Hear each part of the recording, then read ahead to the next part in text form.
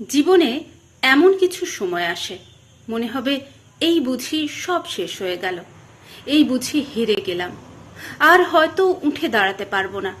মনে হবে সব কিছু ছেড়ে দিয়ে কোথাও চলে যাই, এমনকি বাঁচার ইচ্ছেটুকুও হারিয়ে যাবে। কি করবেন তখন? যখন এরকম কিছু ঘটতে থাকবে তখন জানবেন আপনার জন্য ভালো কিছু অপেক্ষা করছে।